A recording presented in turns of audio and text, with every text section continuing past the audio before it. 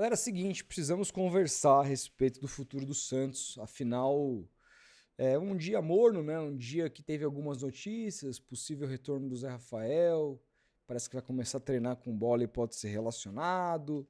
E aí a gente fala disso a partir do time que for montado ao longo da semana, se a gente vai vê-lo ou não e tudo mais nesse time, a gente pode conversar sobre isso depois. Teve notícia da renovação de contrato do Gabriel Bontempo até 2028, que é uma excelente notícia, um jogador muito importante, fundamental para o Santos, e que também o Santos pode ganhar um bom dinheiro com ele no futuro. E, claro, teve a questão do Miguelito, essa eu quero tocar um pouco, mas meu vídeo, o intuito principal dele é falar a respeito do Kleber Xavier, né? Kleber Xavier que foi muito criticado a partir das alterações que ele fez. A gente fez live aqui e a gente não tinha ainda ouvido a coletiva, então vale fazer algumas ponderações mais geral do que eu achei, principalmente desse segundo jogo, porque o primeiro jogo, e aqui também eu quero contextualizar tudo, mas não estou empolgado, muito longe disso, mas eu estou esperançoso com um bom trabalho a partir de algumas questões, principalmente nesse jogo contra o Grêmio, algumas mudanças não só de peças, mas de comportamentos, que eu acho que se o Santos continuar por esse caminho, ele pode acertar. Só que corre-se um grande risco, porque a sequência é dura. E derrotas consecutivas já numa situação de crise podem amplificar isso e sobrar para ele. Quero falar sobre o quão perigoso é isso. Então, antes de mais nada, deixa o seu like, se inscreve no canal, ativa o sininho. É muito importante que você hype, tá? Eu conversei com o YouTube e o que é o hype, né? Essa coisa do hypar. Existem canais de 500 inscritos até 500 mil, que são considerados canais menores, né? Canais grandes começam pelo YouTube ser considerado apenas a partir de 500 mil inscritos. Então esse botão ele serve, você não pode hypar todo o vídeo, né? Você tem uma cota de hype que você pode fazer, mas ele serve para que você dê um estímulo para o canal para que ele possa ser conhecido por novas pessoas. Então é muito importante que você hype todos os vídeos que você puder que a gente posta aqui, mas os que você gostar mais. O like você pode dar quantos você quiser, mas o hype não é sempre, então sempre que você puder, se puder hypar o meu conteúdo aqui, eu fico muito feliz, até porque também o canal está começando agora, a gente acabou de atingir 17 mil inscritos, é super pequenininho ainda, comparado inclusive aos próprios canais que falam de Santos, a gente está tentando fazer crescer, então conto com a ajuda de vocês, tá bom?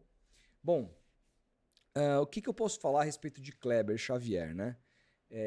Eu estava muito ali, não tinha gostado muito da escalação, porque a gente viu algumas mudanças que eu já tinha dito aqui no pré-jogo que eu não gostava, por exemplo, o Luizão na lateral direita, que foi um problema.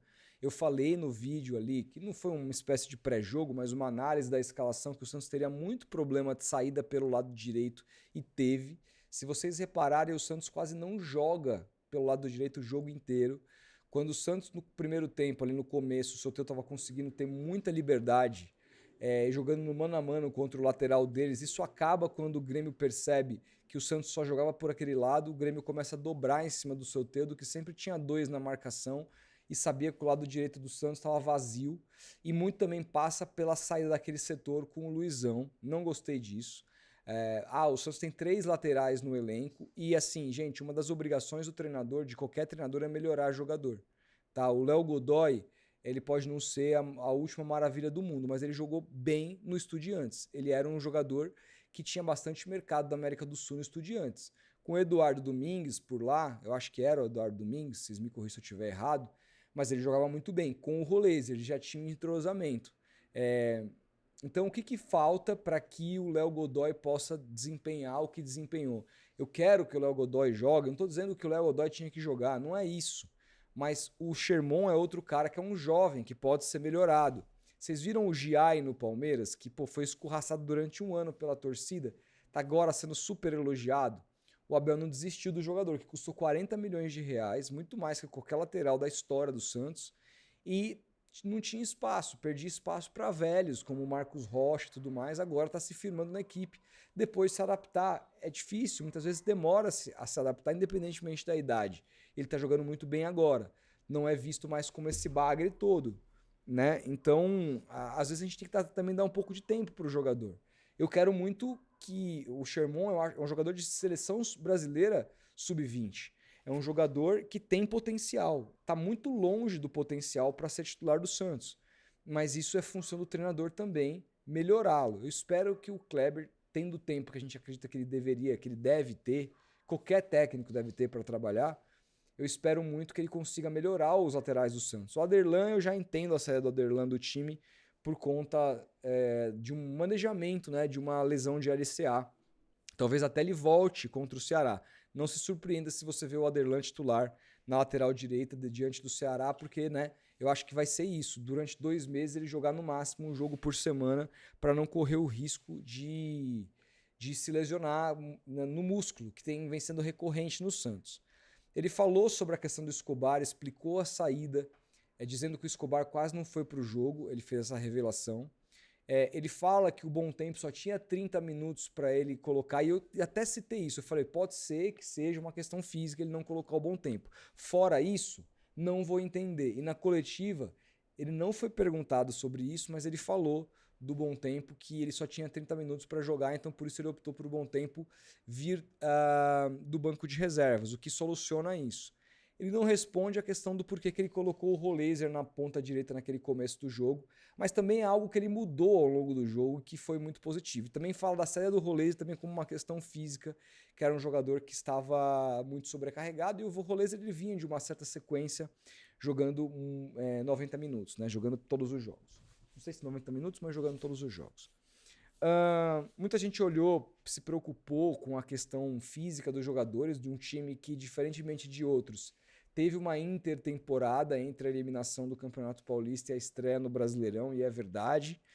É de fato preocupante, mas agora a gente tem uma outra comissão técnica com outro preparador físico, a gente ainda tem que dar tempo para trabalhar e vai demorar para ele colocar todo mundo na ponta dos cascos. Eu calculo que isso vai acontecer na volta para o Mundial, lá no dia 12 de julho contra o Palmeiras. Um Palmeiras que vai jogar o Super Mundial, a gente não sabe como vai desempenhar, mas independentemente de ir bem ou não no Super Mundial, é um time, tudo bem, pode ser que seja eliminado na fase de grupos ou nas oitavas, e também tem um tempo de preparação, mas o Santos não pode entrar nesse jogo contra o Palmeiras na volta do Brasileirão em menor e pior condição física que o Palmeiras. E aí sim o Fábio Massaredian pode ser cobrado. Ainda não é o caso, acabou de chegar, tem uma semana de clube e ele é um profissional do mais alto gabarito, né?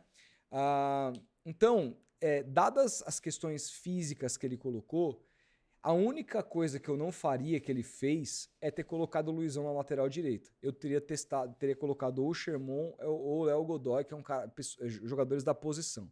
Fora isso, ainda com os erros, ainda com a atuação ridícula do Luan Pérez, que não se esperava, a gente falou aqui que a gente escalaria o Luan Pérez. E as alterações que a gente não gostou e que acabaram fazendo com que o Santos perdesse o jogo, principalmente a do Escobar, eu achei coube ali a versão, né? Tipo, pô, o cara quase não entrou em campo, o cara tava muito mal fisicamente. Vi que o cara cansou, tirei o cara para não perder o cara. No primeiro lance, o jogador que entra, o problema não é o Escobar ter saído. O problema é o Kevson ter entrado. E aí é um problema muito maior do que o Kleber Xavier.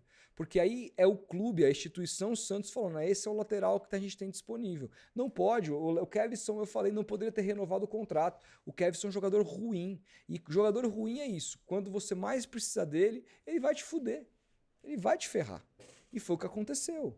Não faz sentido o Kevson jogar no Santos. Não faz sentido o Kevson jogar no Santos. Né? Hoje o Santos tem dois bons laterais da base que são melhores do que ele. O Souza está machucado, acredito que vai ser o reserva imediato do Escobar. E o Santos tem o Lira, que é muito superior. E já jogou no profissional, inclusive já jogou contra o São Paulo. Foi bem, um jogo que o Santos ganhou no Campeonato Paulista na Vila Belmiro. Ele foi titular, o Vinícius Lira. E continua em atividade no Sub-20. Por que não pegar o Lira? E aí não é culpa do Kleber Xavier, porque ele não conhece esses moleques a fundo, tá chegando agora. É culpa de quem faz essa transição, é culpa de quem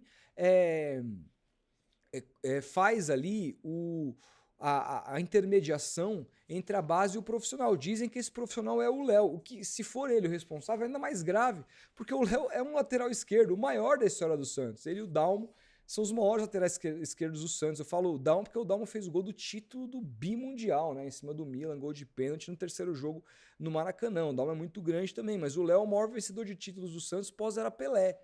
Então, e esse cara tá lá no clube hoje, fazendo transição de base do profissional. Como é que passa pela avaliação do Léo? Será que ele... Porque assim, se ele não tem poder de escolha nenhum, se ele é um vaso na sala, o que ele tá fazendo lá? Peça demissão, né? Não faz o menor sentido ele com a personalidade que ele tem, tá lá para ser um vaso na sala do Marcelo Teixeira. Agora, se passou por ele e ele avalizou a renovação do Kevson, é um absurdo, ele merece ser criticado. Eu não vou criticar o Kleber Xavier por ter colocado o Kevson, que ele passou a conhecer o Kevson quando o Kevson ferrou ele, assim. É isso, infelizmente.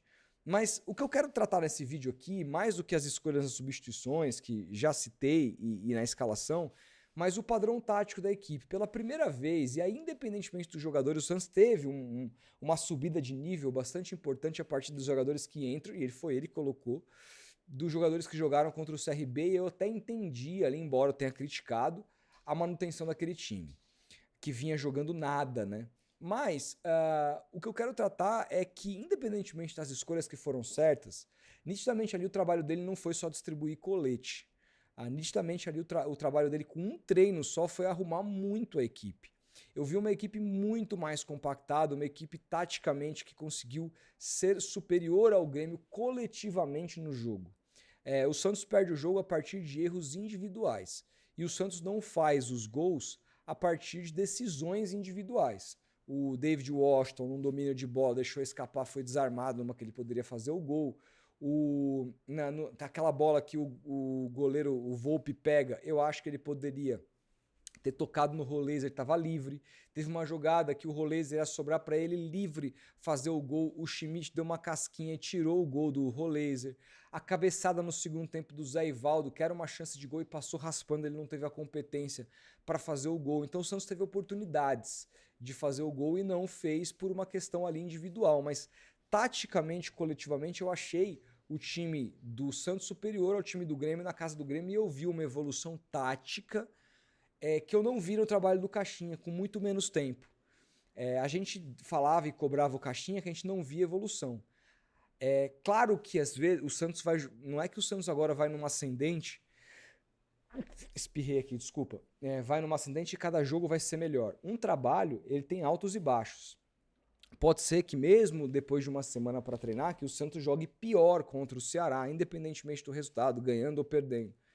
É normal. O Palmeiras não é o primeiro jogo do Abel, para falar do Abel tá há muito tempo, e vai subindo. O Palmeiras é cada vez melhor. Não, o Palmeiras já fez vários jogos ruins no comando do Abel em sequência, muitas vezes, né? Acho que o grande mérito do Abel é saber, quando o Palmeiras joga mal, saber dificultar a vida do adversário, fortalecer o sistema defensivo. Isso é sempre um time difícil a ser batido, mesmo quando as coisas não estão acontecendo do melhor jeito possível, né? E aí, quando encaixa, já viram o que aconteceu, líder do campeonato.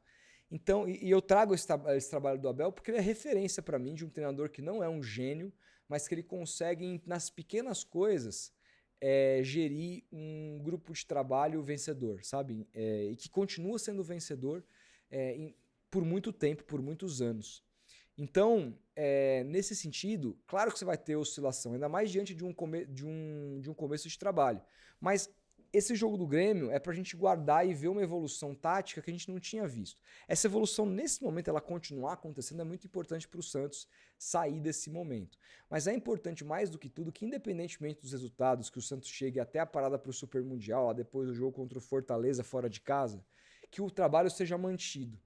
E eu acho muito difícil que ele seja mantido pelo histórico dessa diretoria, pela falta de convicção dessa diretoria e pelo fato do Kleber não ter as costas quentes. A torcida daqui a pouco, e tem muita gente já dizendo que ele é um estagiário, que o Santos contratou um estagiário, um cara que nunca foi treinador, etc., e que vai desconsiderar tudo o que está acontecendo no campo. Como desconsideravam pro outro lado quando era o Carille conseguindo os resultados e a gente reclamando do desempenho. O que a gente via na televisão? Gente que não acompanhava o Santos dizendo que o Santos estava às mil maravilhas e que o Carille era um excelente treinador. Não, não era, mesmo com a vitória. Não é só o resultado que vai balizar. Nesse momento, o Santos precisa de resultado. Nesse momento, é melhor jogar mal e ganhar do que jogar bem e perder. Sem sombra de dúvidas. Isso é muito importante. O próprio Mano Menezes, na coletiva depois do jogo do Santos, falou: nesse momento, para eu recuperar a confiança da equipe, meu time precisa ganhar, independentemente de como jogue. E ele tá certo, ele não tá errado. Serão as vitórias que darão confiança dos jogadores no treinador, na metodologia de trabalho do treinador, para o Santos conseguir melhorar, subir de patamar e ter um trabalho convincente. Mas, ao mesmo tempo, muitas vezes, você precisa manter, você precisa bancar e você precisa ter uma diretoria que tenha convicção do que contratou, do que quer, sabendo que precisa passar por maus momentos. Eu vou citar 2 exemplos aqui. Os técnicos que estão aí lá em cima na competição.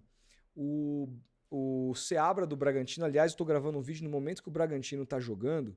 Deixa eu até ver quanto tá o jogo aqui. Tá 0-0 intervalo Bragantino e Mirassol. O Bragantino tá aqui, se vencer o jogo hoje... Deixa eu ver a classificação aqui, ó. O Bragantino tá em terceiro.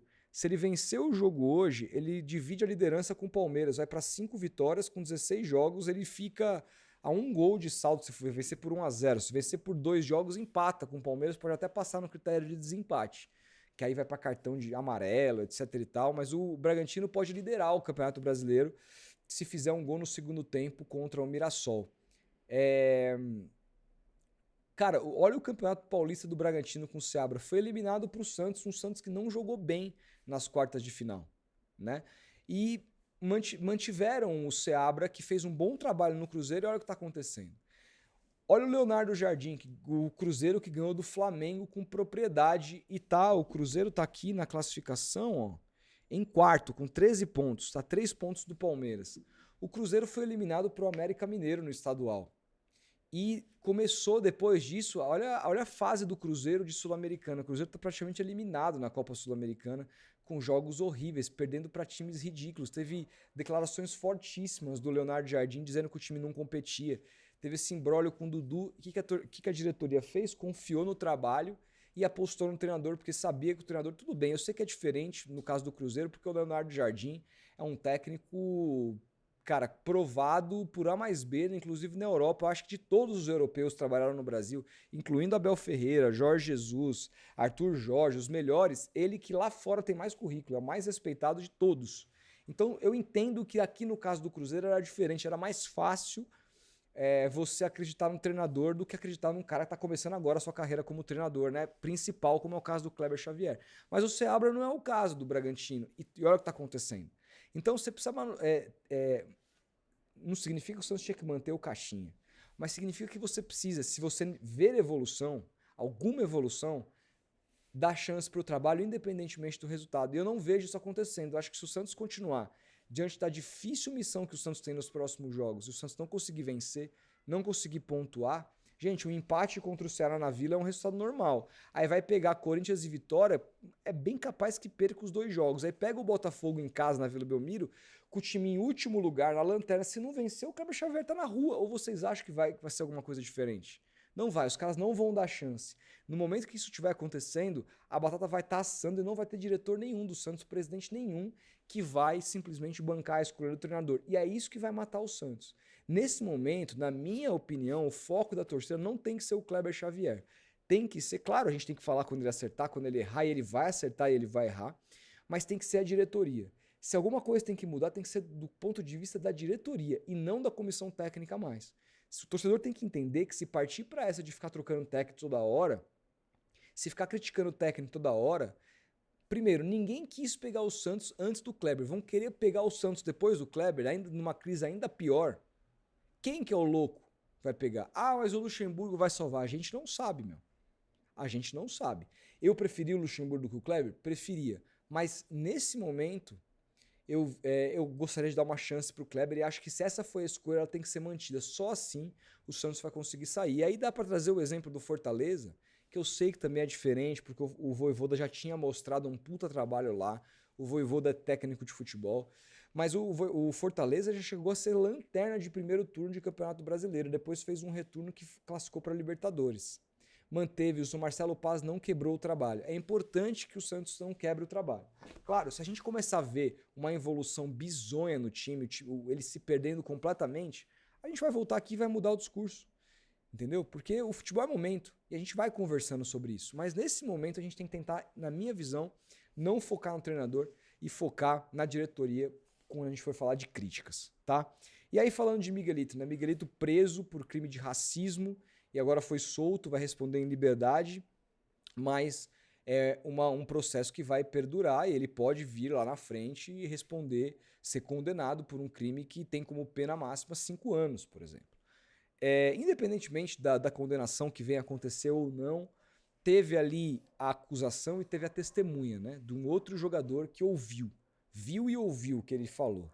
Diante de tudo isso, desse episódio pavoroso envolvendo o Miguel, que é um ativo importante do Santos hoje, porque é um jogador de repercussão internacional, titular da sua seleção, que joga em alto nível, as eliminatórias, vem fazendo um bom papel nas eliminatórias, ele é emprestado agora com o intuito de crescer e quem sabe o Santos voltar a usar, ou pelo menos vender e tudo mais. Eu acho que nada disso, nenhuma questão monetária pode ser maior do que representa o Santos Futebol Clube. O time que tem aqui atrás de mim, ó, o Rei, que é preto. Então, com o que ele falou, para mim, assim, demorou, já era para o Santos ter soltado uma nota oficial comunicando a rescisão unilateral do contrato do senhor Miguelito. Ah, mas Rodolfo tem que dar o benefício da dúvida. Eu confio no jogo. Vocês acham normal, comum, que esse tipo de acusação aconteça todo dia? Não acontece, cara. Quantos jogadores pretos jogam no Brasil e quantas acusações assim a gente vê por ano de caras que vão na delegacia acusar e prestar queixa BO contra esse tipo de coisa? Desculpa, eu confio na palavra e tenho testemunha ainda. Não foi só um, mas tem outra pessoa que ouviu e topou essa testemunha do jogador, do Alano, que jogou no Goiás, jogou a Série B contra o Santos no ano passado. Então, assim, tá muito claro que o Miguelito cometeu esse ato. Eu inclusive, rescindiria dando... você não precisa condenar o Miguelito, dizer que ele é um racista. Não, assim, diante das acusações e da responsabilidade que o Santos tem com a sua imagem, o Santos vai rescindir o contrato com o Miguelito e vai dar todo o aparato jurídico, se ele precisar, para poder se defender, mas não queremos nos atrelar à imagem desse jogador enquanto ele estiver respondendo sobre isso, ponto. Assim, o Santos tem que servir como exemplo, um time que pretos fizeram a história. Um cara que falou uma barbaridade como essa não pode ser contratado do Santos. Eu tenho certeza que no contrato do Miguelito há cláusulas, porque todos os contratos têm. Você tem ali nos contratos que prestar serviços, você tem deveres, você tem recebíveis. Você tem que cumprir os seus deveres. Eu tenho certeza que há cláusulas nesse sentido relacionadas a condutas que jogadores que não podem cometer, que o clube pode rescindir unilateralmente. E é pegar essas cláusulas, levar para o departamento jurídico e comunicar a rescisão. Esse jogador não pode mais fazer parte. A questão do quanto ele pode virar financeiramente não pode ser maior do que o Santos, o que ele quer ser como instituição para o mundo. E o Santos não pode se perder nesse sentido. Não pode simplesmente, tá no América, lá o América que responde. Não, ele é jogador do Santos. E o Santos tem que responder. E o Santos até agora não respondeu. Mas vindo, né, de um presidente cujo um dos assistentes, ou não sei, algum membro ali, meio secundário da diretoria, que já foi condenado por racismo, foi flagrado ao lado do presidente, no estádio do Allianz Parque, depois do vice paulista. Ele que, inclusive, teve confusão naquele jogo que o presidente fala para o torcedor, eu vou te pegar. Ele que dizem, né, que teria causado a confusão, é um cara que já foi condenado por racismo, que viralizou aí áudios absurdos, abjetos dele, e hoje está lá, ao lado do presidente. Você acha que ele vai fazer alguma coisa com relação ao Miguelito? Não vai, não é a preocupação do Marcelo Teixeira, infelizmente, nem proteger a imagem do Santos. É uma pena, é muito triste, eu sei que tem gente que vai pensar diferente de mim, mas eu só posso lamentar. Eu acho um absurdo completo e acho muito triste que o Miguelito, diante também de tudo o que aconteceu, cara, com a repercussão do caso Luigi, né? Que nem foi no país dele, foi no Paraguai, mas que tem essa coisa da América do Sul. Ele não viu aquilo, sabe? Ele cometeu um delito desse, eu acho muito triste e eu não quero ver esse cara nunca mais vestindo a camisa do Santos. Esse é o meu pensamento como torcedor. Enfim, quero saber o que você pensa. Comente aí, a gente vai se falando. Um grande abraço e até o próximo vídeo.